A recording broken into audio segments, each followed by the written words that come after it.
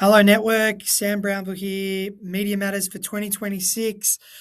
Feeling refreshed, feeling good.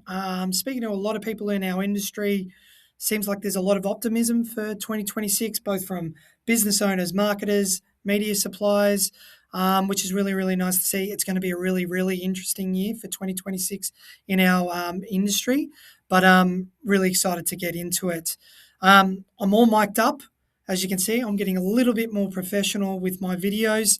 Can't do anything about the face, like I said, but I'm in a better room, so the sound quality should be better this time.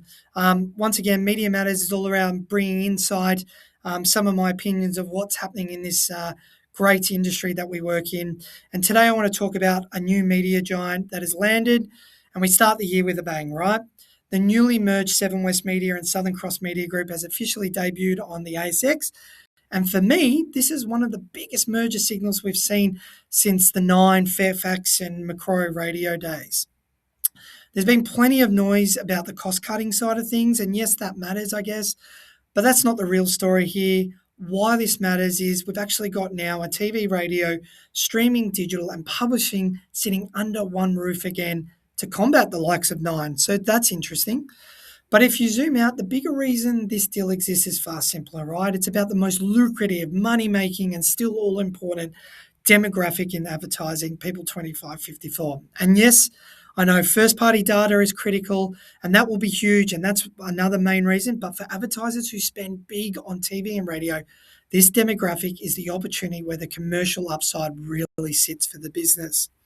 So for those who don't know, or my three followers that are watching this, what does the new business actually look like? Well, you've got Seven's metro and regional TV network, plus obviously their catch-up and streaming service, 7 Plus, SCA's national radio footprint through Hit and Triple M, and a fast-growing digital audio and podcast ecosystem via LiSTNR. A really, really good product.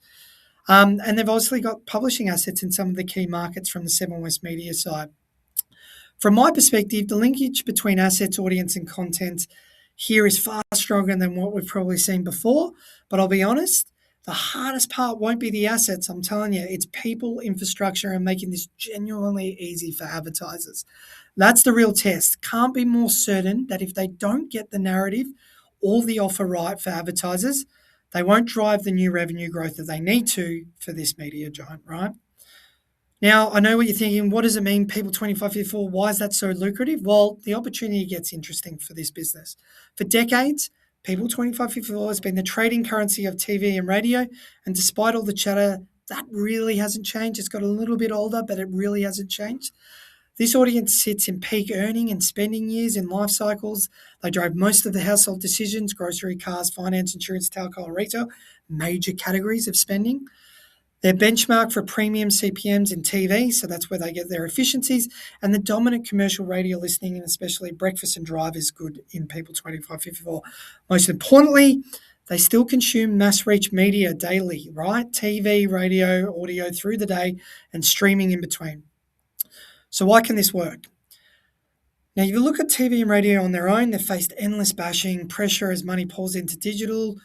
Might be true, but together they become incredibly competitive. I'm telling you, no one else can offer this. Advertisers love the idea of seeing a brand on TV, then hearing it on radio, then watching it again on their phone, all through one business. It's sexier, it's easier, and you can reach a lot of customers. Add first-party data into that mix and other assets, and this is going to be huge for SCA, and I really do think it makes more sense. So the key takeaway for marketers, business owners, or my three followers that are watching this merger isn't a once-off. We're going to see more consolidation, not less. Media companies are coming together to offer scale, simplicity, stronger delivery against those high-valued audiences. And to get the most out of that, marketers need to lean in, or your agency needs to, not to sit on the sidelines. And, they will deliver full value when they're properly invested in and activated the way they're designed to be. But that needs to come from the merger itself. If the objective is to reach people 25-54 across multiple channels with impact, then this is the kind of merger offering you should be considering. So I guess to finish, the opportunity isn't just that those businesses came together, right?